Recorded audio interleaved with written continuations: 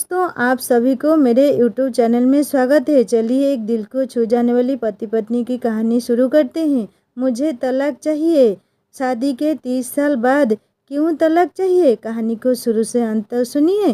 सुनने बाद सब्सक्राइब करके बेल आइकन जरूर दबा देना। शादी के 30 साल हंसी खुशी बिताने के बाद भी मेरी पत्नी अचानक तलाक की जिद करने लगी। मैंने और बच्चों ने उसे बहुत समझाया, मगर उसने झगड़कर तलाक ले लिया और घर छोड़कर चली गई। 7 दिन ही गुजरे थे कि उसकी मौत की खबर आ गई। मैंने उसके अंतिम संस्कार में गया तो सभी लोग उसकी महानता की प्रशंसा कर रहे थे। मुझे बड़ा आश्चर्य हुआ कि एक पति को नाराज करके जाने वाली औरत का आखिर इतना अच्छा अंत कैसे हो सकता है। जब मैं लाश के पास पहुंचा तो मेरे होश उड़ गए, क्योंकि मेरी पत्नी। हेलो दोस्तों, स्वागत है आप सभी का हमारी एक और रोमांचक कहानी में। उम्मीद करती हूँ आपको यह कहानी बेहद पसंद आएगी। तो चलिए कहानी शुरू करते हैं। उस दिन मैं थका हारा ऑफिस से तो बच्चों के चेहरे बहुत उतरे हुए थे। मैंने अपनी थकान को भुलाकर उन्हें अपने कमरे में बुलाया और पूछा, आखिर क्या हुआ है? तुम लोग इतने उदास क्यों हो? मेरी बात सुनकर उनकी आंखों में आंसू बहने लगे। मेरे 2 ही बच्चे थे, एक 22 साल की बेटी प्रिया और 26 साल का बेटा अजय। कहने को तो वह जवान थे, मगर माँ की मौत की खबर ने उन्हें तोड़कर रख दिया था। वह फूट फूट कर रोने लगे और रोते हुए बोले, पापा, माँ की मौत हो गई है। यह सुनकर मैं जैसे जमीन पर ही बैठ गया और खालीपन से घूरने लगा। 30 साल की जिंदगी उसके साथ बिताई थी। यह कैसे मुमकिन है कि मौत की खबर सुनकर मेरे रोंगटे खड़े ना हो जाए। मैंने अपने आंसू पोंछे, दोनों बच्चों को गले लगाया और कहा, भले ही उसने आखिरी दिनों में जो व्यवहार किया उसे मैं अभी नहीं भूल सकता, लेकिन उसकी मौत मेरे लिए एक बहुत बड़ा सदमा है। हमें अंतिम संस्कार में जरूर जाना चाहिए। मेरा दिल टूटकर बिखर गया था। मैंने बच्चों के साथ अंतिम संस्कार में शामिल होने की तैयारी की। दिल ही दिल में बार बार यही सोचता रहा कि न जाने क्यों उसने मुझसे दूर जाने की सोची और फिर इस दुनिया से ही लक्ष्य हो गई। आखिर ऐसी क्या वजह थी जो आज तो मुझे समझा नहीं आई। हालांकि उसे मुझसे अलग हुए केवल 1 ही हफ्ता हुआ था और इतने कम वक्त में ही वह इस दुनिया से चली गई। इसके पीछे क्या वजह थी, यह मुझे अब तक समझ नहीं आ सकी। बहुत ही टूटे हुए दिल से मैंने कपड़े बदले और गाड़ी में जाकर बैठ गया। ड्राइविंग करते हुए बार बार आंखें गूंगली हो रही थी, जिन्हें मैं जबरदस्ती साफ करता रहा। मेरा दिल बहुत ज़्यादा खराब हो रहा था। बार बार 7 दिन पहले की बातें याद आने लगी, जब उसने मुझसे एक अजीब सा अनुरोध किया था। बहुत झगड़े के बाद मैंने वह बात मान ली थी। अब जो खबर मुझे मिली उसे सुनकर तो मेरे पैरों तले जमीन ही खिसक गई कि वह सिर्फ 1 हफ्ते के अंदर इस दुनिया से चल बसी। आखिर ऐसा क्या हुआ था कि उसने मुझसे दूरी अपनाने को प्राथमिकता दी? इन्हीं सोच में डूबा हुआ मैं उसके मायके पहुंचा। जैसे ही अंदर कदम रखा, लोग ऊंची आवाज में रोने लगे और ऊंची आवाज में उसकी प्रशंसा करने लगे। मैं हैरान रह गया कि सबको हमारे झगड़े के बारे में मालूम था, फिर भी कोई उसे बुरा भला नहीं कह रहा था। उल्टा सब उसका अच्छा रवैया याद कर रहे थे। मैं अंत विधि में शामिल हुआ और देखा कि हर कोई उसकी तारीफ कर रहा था। मैं हैरान था कि जब उसने मुझसे तलाक ली थी तो पूरे खानदान में बात फैल गई थी, लेकिन अब वही लोग उसकी तारीफें करते नहीं थक रहे थे। आखिर इसकी वजह क्या थी? इन्हीं सवालों के जवाब ढूंढते हुए मैंने उसकी मौत को देखने की ख्वाहिश जाहिर की। जैसे ही मैं वहां पहुंचा, किसी ने मुझे आवाज़ देकर रोका और एक चीज़ मेरे हाथ में थमा दी। उसे देखकर मुझे सारी बात समझ में आ गई कि आखिर उसने मेरे साथ ऐसा व्यवहार क्यों किया था। मैं वहीं बैठा हुआ फटी फटी निगाहों से उस चीज़ को देख रहा था। सोचने लगा कि यह क्या हो गया। मैं अपने अतीत में खो गया। मेरा अतीत बेहद दर्दनाक और कड़वी हकीकतों से भरा हुआ था और यह कड़वी सच्चाई पिछले एक हफ्ते में मेरा ज़िंदगी में आई थी, जिसने मेरी दुनिया उजाड़ कर रख दी। मैं वहीं बैठा बैठा उन तमाम मर्ज़ों को सोचने लगा। अब हकीकत मेरे सामने थी। मुझे पता चल चुका था कि अपने पति को नाराज़ करने वाली औरत के साथ भी अच्छा बर्ताव कैसे हो गया। जब मुझे सच्चाई का पता चला तो मेरा दिल जोर जोर से धड़कने लगा। मैंने वहीं बैठकर अपना सर घुटनों में छुपा लिया और नम आँखों के साथ उन तमाम यादों को याद करने लगा जिनमें एक हकीकत छिपी हुई थी, लेकिन मेरी निगाहों से वह उछल रही। मेरा नाम रमाकांत है। मैं अपने माँ बाप का सबसे बड़ा बेटा हूँ। मेरे बाद 3 बहनें हैं और एक छोटा भाई संजय। जब मैं 10 साल का था तो माँ विधवा हो गई थी। पिताजी की शक्ल मुझे हल्की हल्की याद है, लेकिन पूरी तरह से वह मेरी यादों से मिट चुकी है, क्योंकि उस समय इतनी समझ नहीं थी मुझे। होश तब आया जब माँ ने मुझसे कहा कि अब घर की सारी जिम्मेदारी तुम्हारे कंधों पर है। उस वक्त मेरी उम्र सिर्फ 12 साल थी। मैंने अपनी पढ़ाई छोड़ दी और एक छोटी सी परचून की दुकान पर काम करने लग गया। सुबह 9 बजे जाता और रात 12 बजे वापस आता। मुझे महीने भर की तनख्वाह बहुत कम मिलती थी, लेकिन माँ के लिए वह भी बहुत बहुत थी। वह खुद भी मेहनत करती थी, घर घर जाकर काम करती थी, मगर वह मजबूर थी। इस तरह उनके काम और मेरी दुकान की नौकरी से हमारा गुजारा चलने लगा। कभी कभी कंगाली की नौबत भी आ जाती, लेकिन माँ ने हमेशा सब्र और शुक्र का दामन थामे रखा। इसीलिए यह वक्त भी गुजर गया।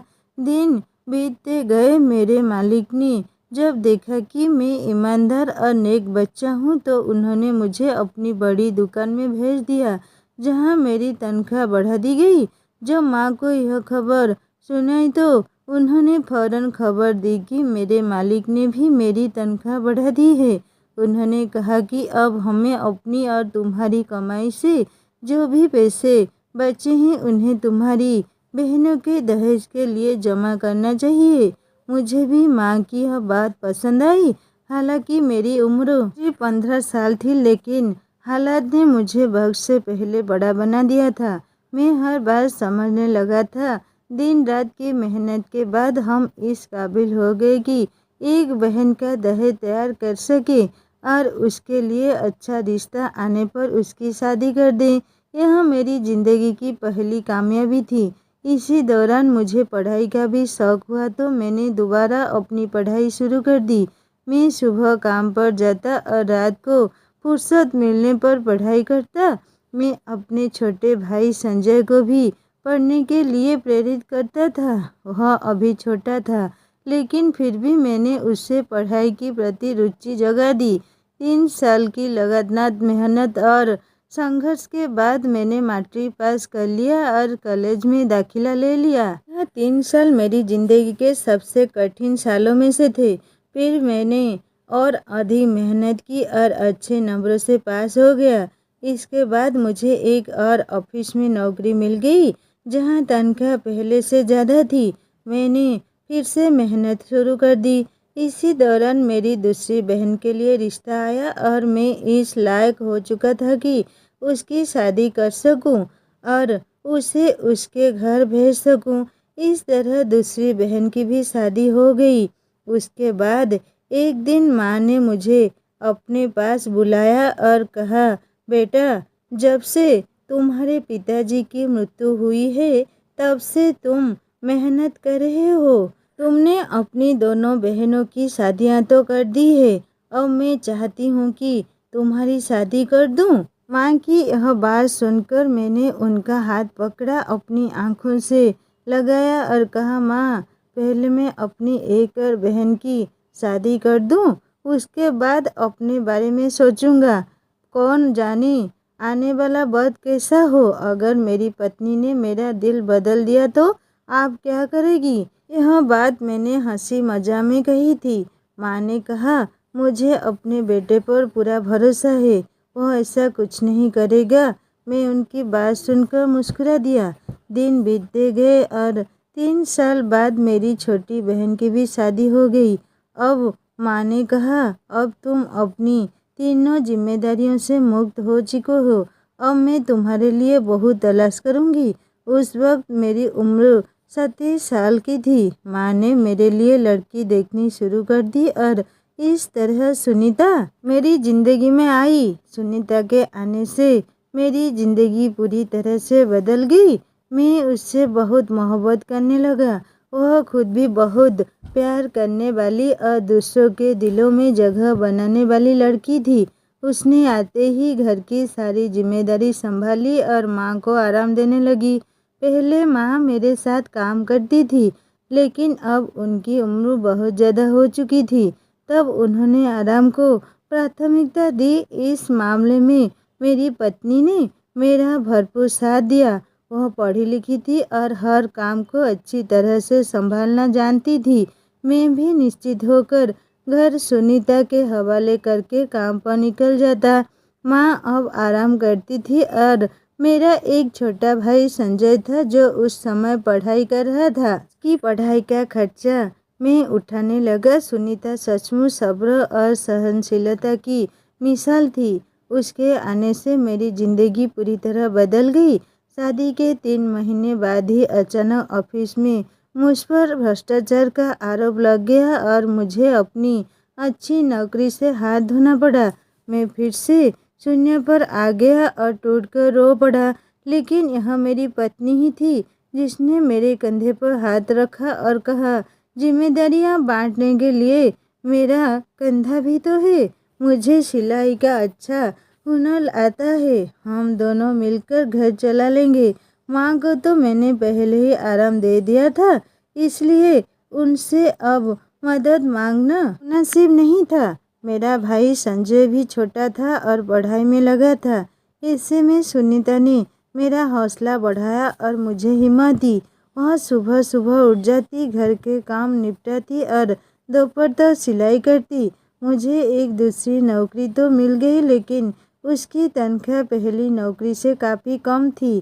तंगी जरूर हुई थी, मगर सुनीता की हिम्मत, प्यार और साथ ने मुझे इस लायक बना दिया था कि मैं इन मुश्किल हालात में से निकल सकूं।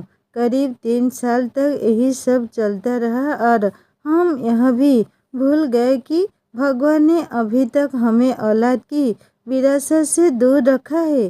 3 साल बाद अचानक पिताजी के एक पुराने दोस्त मिलने आए।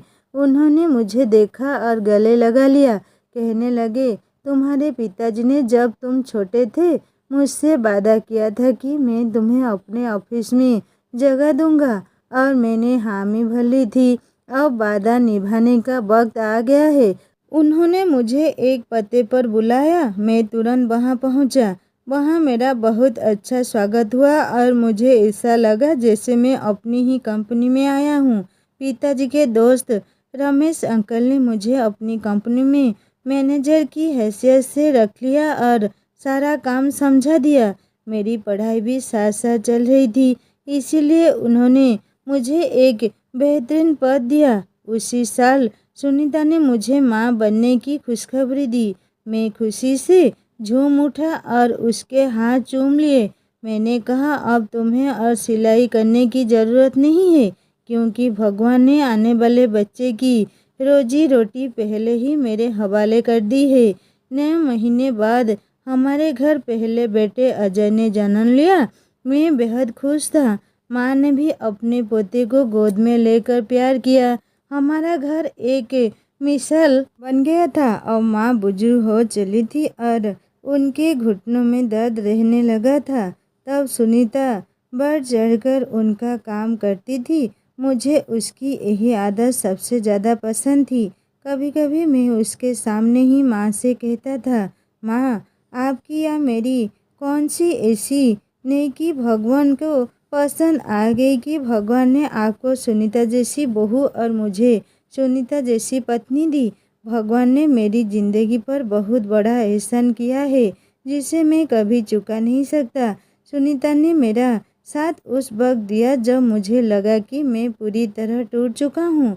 जब मुझे ऐसा लगा कि अब कोई मेरा सहारा नहीं बनेगा, उसने हर अच्छे बुरे वक्त में मेरा साथ दिया और मुझे सही गलत की पहचान करने में बहुत मदद की। मेरे बच्चों की परवरिश भी मिसाली रही। उसकी जितनी खूबियाँ थी, अगर उन्हें गिनने बैठूं तो कभी ख़त्म हो ना हो। वह वाकई में बहुत अच्छी गृहिणी साबित हुई थी। मेरी ज़िंदगी में उससे जैसा कोई और हो ही नहीं सकता था। जब डॉक्टर ने माँ को पूरी तरह बेड रेस्ट की सलाह दी तब सुनीता ने सारी जिम्मेदारियां संभाल ली। मैंने उससे कहा था कि तुम्हारी मदद के लिए मैं एक नर्स रखवा देता हूँ, लेकिन उसने तुरंत सख्ती से मना कर दिया। कहने लगी, घर के बुजुर्गों को अगर कोई बीमारी लग जाए तो उन्हें दूसरों के हवाले नहीं किया जाता, बल्कि यह तो एक सेवा का मौका है जिसे आपको पूरी तरह निभाना चाहिए। यह ईश्वर की देन है, जिनके कदमों तले स्वर्ग है। उसकी यह बात सुनकर मुझे उस पर बेहद प्यार आया। इसी दौरान उसे दूसरी बार माँ बनने की खुशी मिली थी, लेकिन उसने अपनी इस खुशी को एक तरफ रखकर मेरी माँ की भरपूर सेवा की। माँ ने अपने आखिरी वक्त में उसे बहुत दुआएं दी और कहने लगी, तूने अपनी अच्छी आदतों से इस घर को स्वर्ग बना दिया है। भगवान तेरे स्वर्ग को भी संवार दे और तेरा स्वागत करे। उनकी इस दुआ पर मैं कभी कभी हंस देता और माँ से कहता, माँ क्या आप अभी से मेरी पत्नी को मरने की दुआएं दे रही हैं?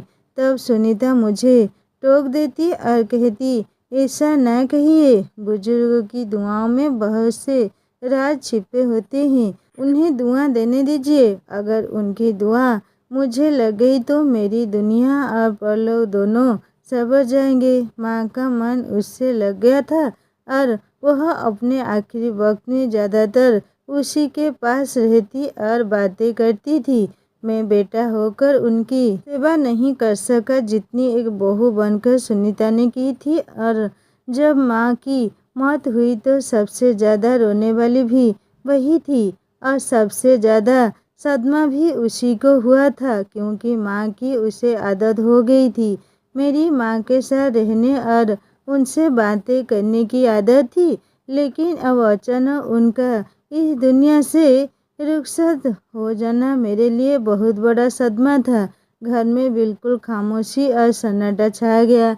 मेरी पत्नी भी काफ़ी हद तक चुप और गंभीर रहने लगी। मैंने उसे दिलासा और तसल्ली दी कि सब कुछ ठीक हो जाएगा।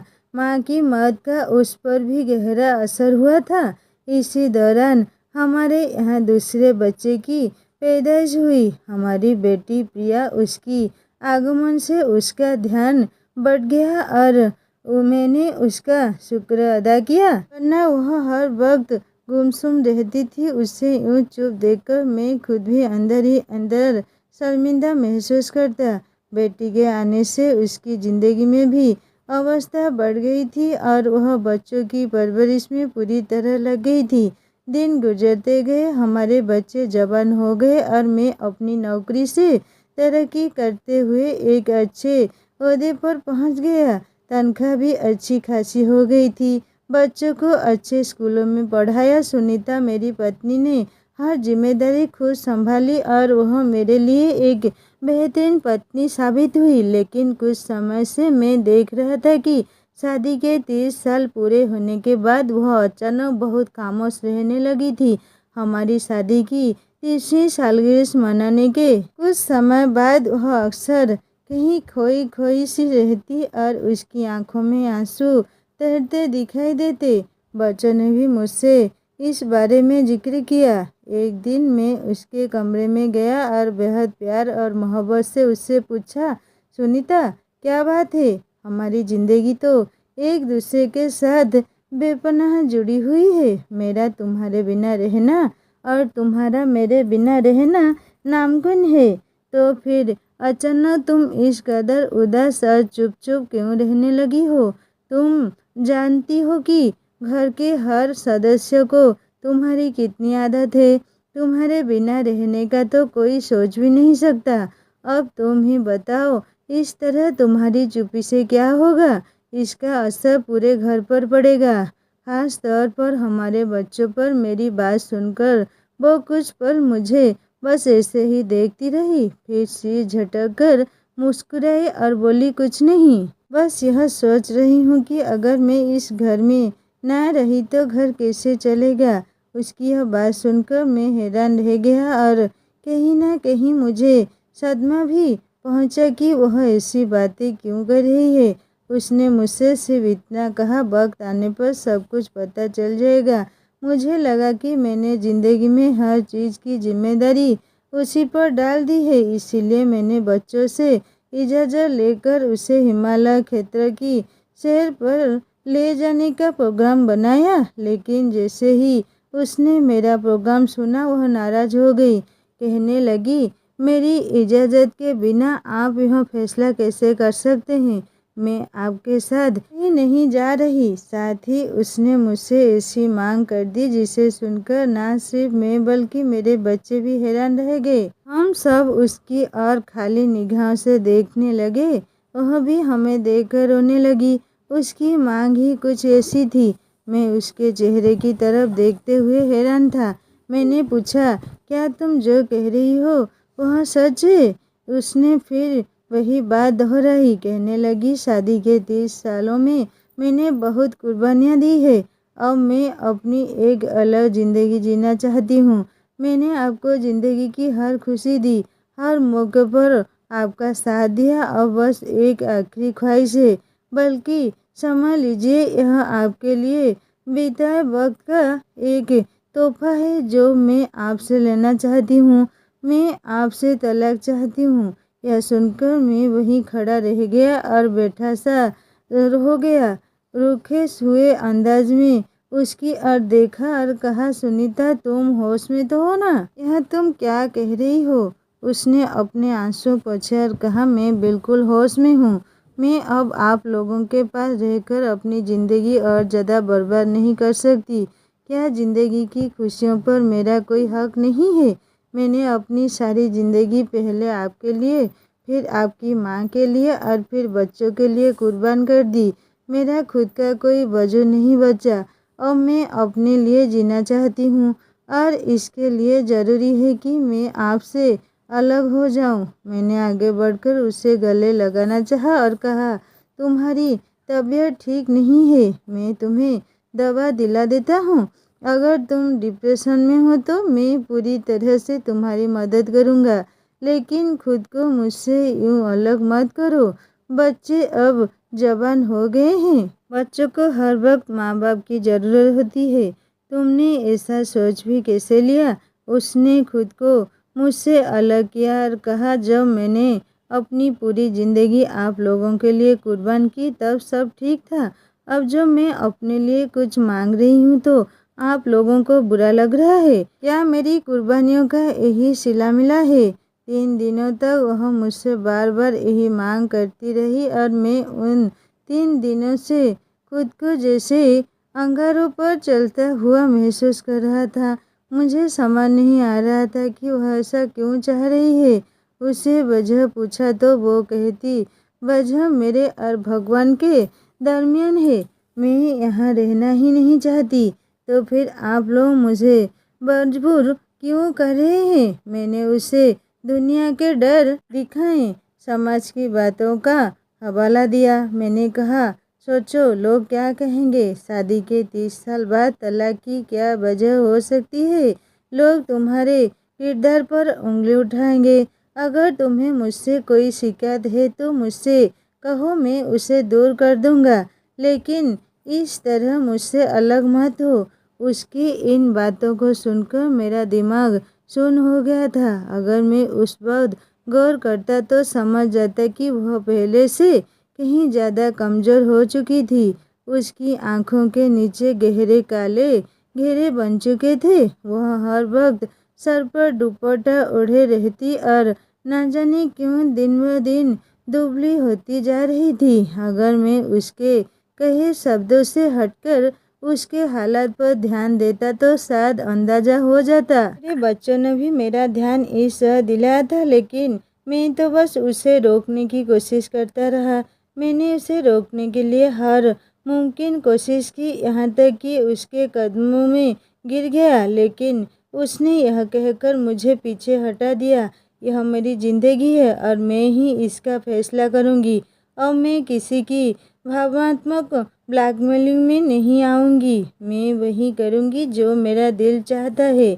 आपके पास सिर्फ 2 घंटे हैं। अगर इन 2 घंटों में आपने मुझे तलाक नहीं दी तो मैं अदालत से खुला लूँगी। और उसकी यह बात सुनकर मुझे ऐसा लगा जैसे किसी ने मेरी रूह छीन ली हो। मैंने तुरंत ही उसे तलाक दे दी। वह चुपचाप अपना सामान बांधकर चली गई। मैं बस उसे जाते हुए देखता रहा और कुछ भी नहीं कर सका, बस हाथ मलता रह गया। बच्चे मुझसे लिपट कर खूब रोए, कहने लगे, पापा आपने यह क्या कर दिया? माँ को खुद से जुदा क्यों किया? आपको ऐसा नहीं करना चाहिए था। बच्चे बहुत परेशान हो गए थे। 3 दिन बाद वह अपनी पढ़ाई में मशगूल हो गए, लेकिन मेरा हाल ऐसा था जैसे किसी ने मेरे शरीर को जख्मों से भर दिया हो और उन पर नमक छिड़क दिया हो। हर वक्त पूरे जिस्म में जलन महसूस होती। मेरे दिन रात अब जागते हुए बिताने लगे। ऑफिस में भी मेरी कार्य क्षमता प्रभावित होने लगी। वैसे भी मेरे रिटायर होने में सिर्फ 3 महीने ही बचे थे। मैं नहीं चाहता था कि आखिरी समय में कुछ ऐसा हो जाए जिससे मेरे रिटायरमेंट और पेंशन पर कोई असर पड़े। घर में अजीब सी वीरानी छा गई थी। रौनक खत्म हो गई थी। सुनीता के जाने के साथ जैसे सब कुछ खत्म हो गया था। मैं उसके पीछे नहीं गया और इस इंतजार में था कि शायद कभी वो अपने फैसले पर पछताए, लेकिन मुझे क्या पता था कि पछताना तो मुझे पड़ेगा। पूरा 1 हफ्ता बीत गया। एक दिन जब मैं थका हारा ऑफिस से घर आया तो बच्चे मुझसे लिपट कर रोने लगे, कहने लगे, पापा माँ की मौत हो गई है। यह खबर सुनते ही मेरी सांसें जैसे थमने लगी। मैं तुरंत अंतिम संस्कार की तरफ दौड़ पड़ा। बच्चे भी मेरे साथ थे। जब वहाँ पहुँचा तो लोग उसकी खूब तारीफें कर रहे थे। भगवान के नाम का जब चल रहा था। मुझे यह सब सुनकर शौक हुआ। यह कैसे हो सकता है? मैं उससे बहुत मोहब्बत करता था। उसकी जुदाई का मुझे बेहद अफसोस था। ऐसा लग रहा था जैसे किसी ने मेरे दिल के हजारों टुकड़े कर दिए हो। लेकिन मेरे मन में यह बात भी थी कि एक पति की अवहेलना करने वाली औरत की लोग इतनी तारीफें कैसे कर रहे हैं। अचानक मैंने सुनीता को आखिरी बार देखने के लिए कदम बढ़ाए। तभी वहाँ मौजूद उसकी भाभी ने मेरे हाथ में एक कागज दे दिया। मेरी नज़र सुनीता के चेहरे पर पड़ी। वह पूरी तरह प्रकाश से चमक रहा था। उसका चेहरा बहुत ही रोशन और शांत लग रहा था। यह देख मेरा दिल एकदम सुकून से भर गया। जैसे ही मैंने वह कागज़ खोला और पढ़ना शुरू किया, उसमें लिखा था, मेरे प्यारे पति, जिंदगी की एक कड़वी हकीकत का मुझे आज ही पता चला है। यह हकीकत इतनी दर्दनाक है कि चाहकर भी उसे झुठला नहीं सकती। डॉक्टर ने मुझे एक ऐसी बीमारी के बारे में बताया है जो एक वायरस की तरह फैलती है और इंसानी जिस्म को बुरी तरह प्रभावित करती है। यह बीमारी हर 10 में से 1 किसी को होती है और जिससे होती है उसका पूरा घर भी इसकी चपेट में आ सकता है, यहाँ तक कि मौत भी हो सकती है। जब मुझे इस बीमारी का पता चला तभी मैंने जानबूझकर तुमसे लड़ाई झगड़ा करना शुरू कर दिया ताकि मैं खुद को तुमसे अलग कर सकूं। तुम्हारी और बच्चों की ज़िंदगी मुझे बहुत प्यारी थी।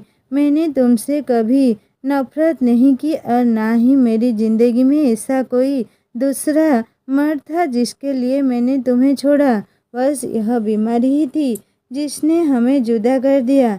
डॉक्टर ने बताया कि जिसे जिसे वक्त गुजरेगा यह बीमारी फैलती जाएगी। 1 महीना बीतते ही घर के बाकी लोग भी इसकी चपेट में आ सकते हैं।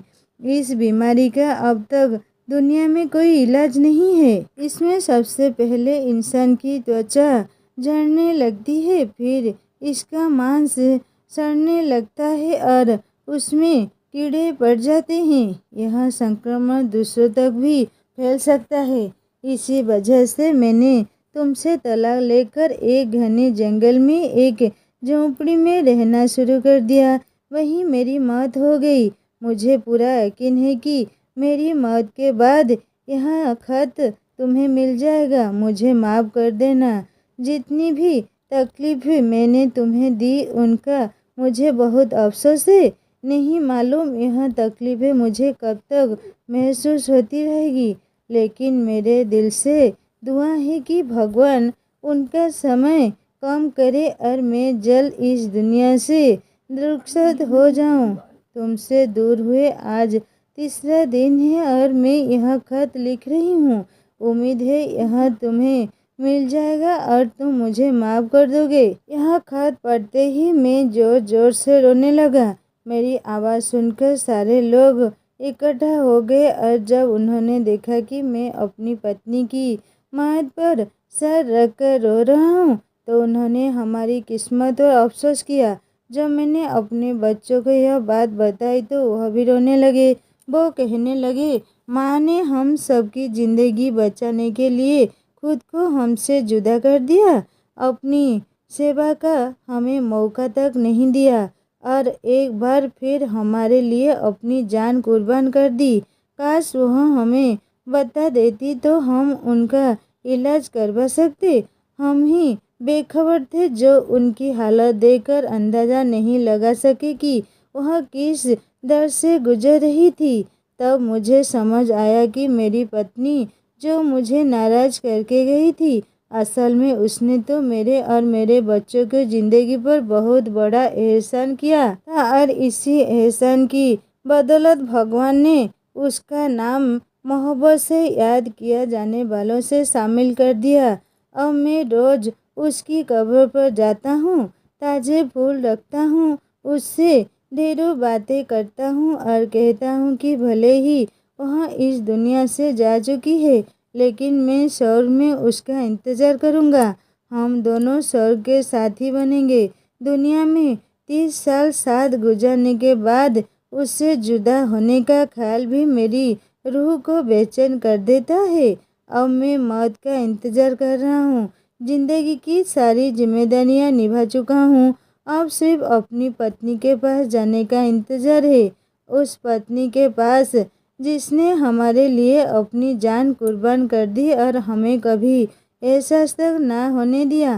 भगवान मेरी पत्नी को स्वर्ग में ऊंचा स्थान प्रदान करे।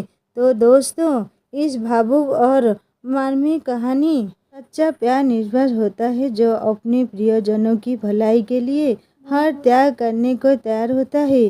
किसी की कुर्बानी और प्रेम को समय रहते समझना और सराहना जरूरी है, क्योंकि अक्सर हम अपने जज्बात और दर्द को तभी समझ पाते हैं जब वह हमारे साथ नहीं रहते। साथ ही यह भी सिखाता है कि प्रेम अमर होता है, वह मृत्यु के पार भी जीवित रहता है। तो दोस्तों, यह थी आज की कहानी।